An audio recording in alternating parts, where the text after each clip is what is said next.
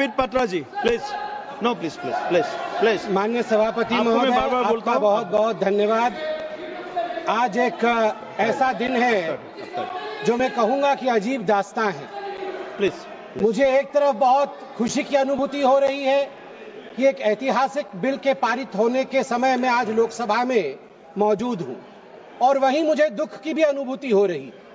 हम सब भारत के बच्चे यहाँ बैठे हैं और यहाँ तकरार दो पक्षों के बीच इसको लेकर हो रहा है कि क्या भारत का एक पक्ष मुसलमानों के अधिकार को छीन लेगा, क्या भारत का एक पक्ष मुसलमानों को कहीं ना कहीं डरा रहा है, क्या मुसलमान आज भारत में सिमट कर रह रहा है। सभापति महोदय, मैं आज सीना ठोक के कहना चाहता हूं कि पूरे विश्व में यदि मुसलमान सर्वाधिक सुरक्षित कहीं है तो उस देश का नाम भारतवर्ष है, हिंदुस्तान है। मैं एक छोटी सी कविता पढ़ना चाहता हूं गया प्रसाद शुक्ल स्नेही जी का। किसी को नहीं बनाया दास, किसी का किया नहीं उपहास, किसी का छीना नहीं निवास, किसी को दिया नहीं त्रास, वही हम है भारत संतान, वही हम है भारत संतान।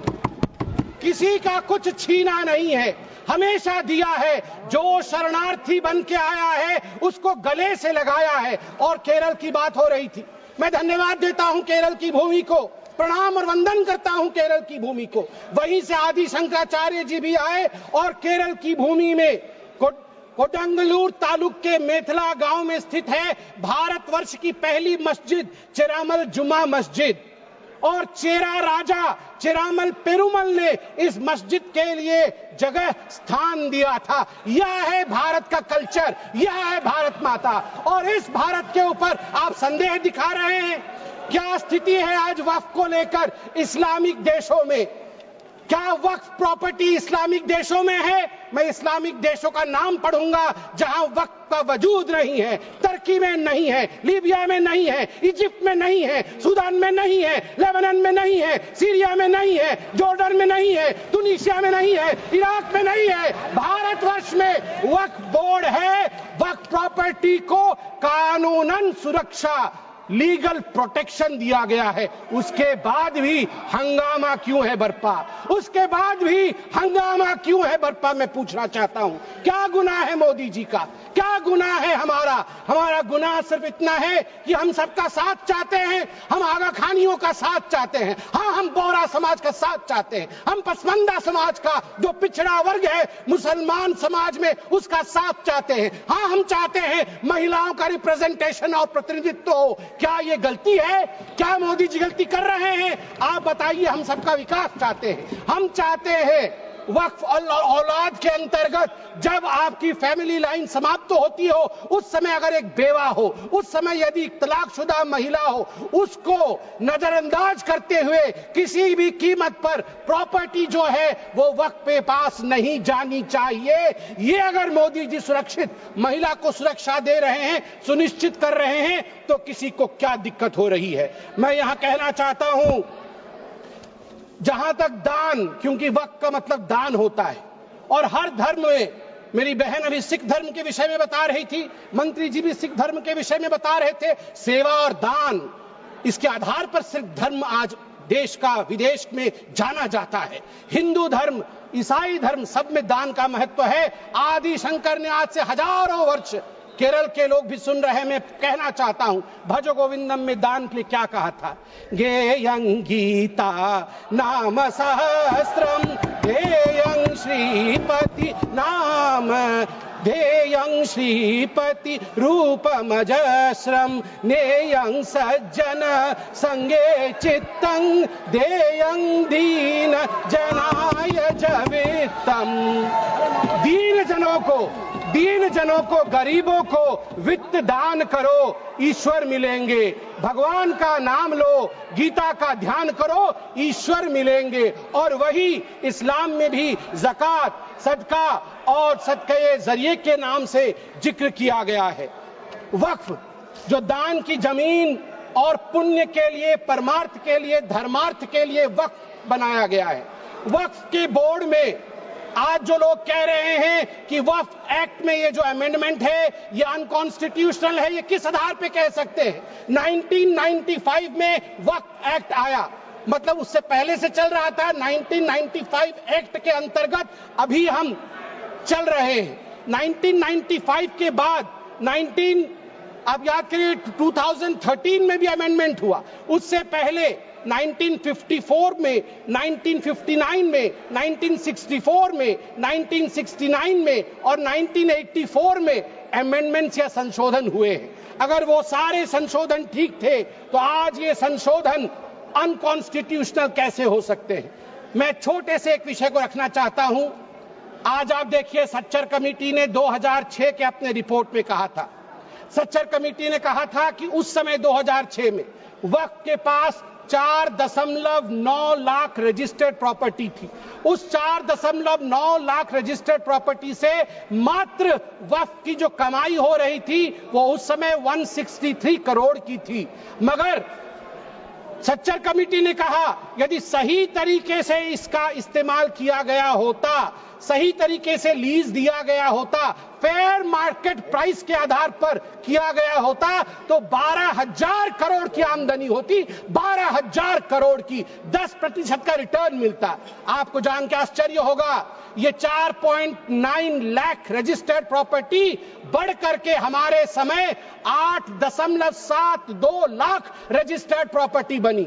मतलब 20,000 करोड़ से 25,000 करोड़ तक की आमदनी होनी चाहिए, मगर आमदनी हुई कितनी? 2019 से 2021 के बीच में 166 करोड़ और 2025 में आपको जान के आश्चर्य होगा, अभी माननीय गृह मंत्री जी ने बताया लीज रिकॉर्ड 0 और आमदनी 9.92 करोड़ रुपए मात्र।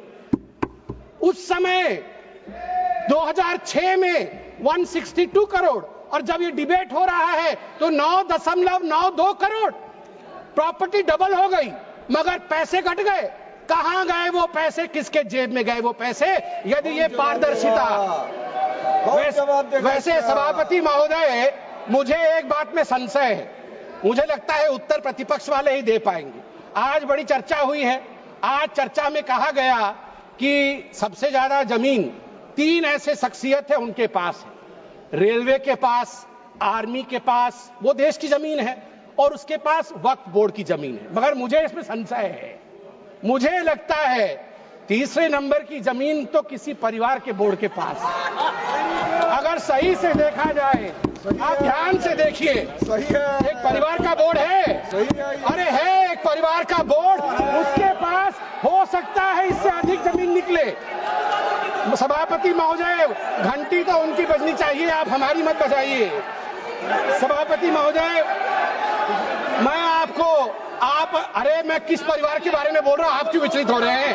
वो उधर हैं, उधर हैं। अब आप चिंता मत करें, उधर हैं, आपको नहीं। हाँ, उधर उधर उधर आप भी जानते हैं किधर हैं, उधर हैं। चलिए आप वक्त पे आइए।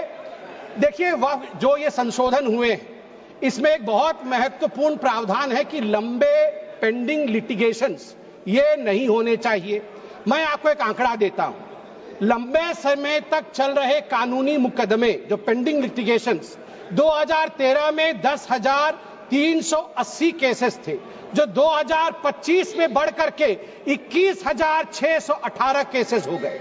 अनाधिकृत घुसपैठ, एनक्रोचमेंट, ये सुनिएगा सभापति महोदय और सभी सदस्यों को कहूंगा, वंशी पोर्टल में टोटल एनक्रोचमेंट के केस 58,890 है। इसमें से लगभग 31,999 पेंडिंग एनक्रोचमेंट है, जिसमें 9,000 मुस्लिम पार्टीज है, अर्थात मुसलमानों के जमीन पर भी अधिग्रहण का काम वक्फ बोर्ड ने किया है। इसलिए जो ये बिल के बारे में आज हम चर्चा कर रहे हैं, मुसलमान भी पीड़ित है, इसलिए बिल से संरक्षण मुसलमान को भी मिलेगा और पूरे हिंदुस्तान के सभी कौम को मिलेगा। मैं अंत में इतना ही कहना चाहता हूं कि सेक्शन 40 को लेकर आज जो कहा गया, मैं बस 30 सेकंड में समाप्त करूंगा। सेक्शन 40 को लेकर आज यहां बहुत चर्चा हुई। ये जो तर्कहीन शक्ति, इरेशनल पावर दिया गया था वक्फ बोर्ड को, खुद ही इंक्वायरी करते थे और खुद ही जमीन को वक्फ में डिक्लेयर करते थे। आज देश में 515 ऐसी प्रॉपर्टी है। उसी का शहर, वही मुद्दई, वही मुंसिफ, हमें यकीन था हमारा कसूर निकलेगा। उसी का शहर, मतलब एरिया खुद ढूंढ लेंगे, वही मुद्दई, वही जाके इंक्वायरी कर लेंगे, वही मुंसिफ, वही जजमेंट भी दे देंगे। हमें यकीन था, जिसकी जमीन थी, हमें यकीन था हमारा कसूर जरूर निकलेगा। मगर सभापति महोदय, मैं धन्यवाद देना चाहूंगा आदरणीय प्रधानमंत्री श्री नरेंद्र मोदी जी का, हमारे माननीय गृह मंत्री जी का, किरण रिजिजू जी का, कि इन्होंने इस प्रकार के एक प्रावधान को यहाँ प्रस्तुत किया है जिससे देश में हम सब सुरक्षित रह सके। धन्यवाद।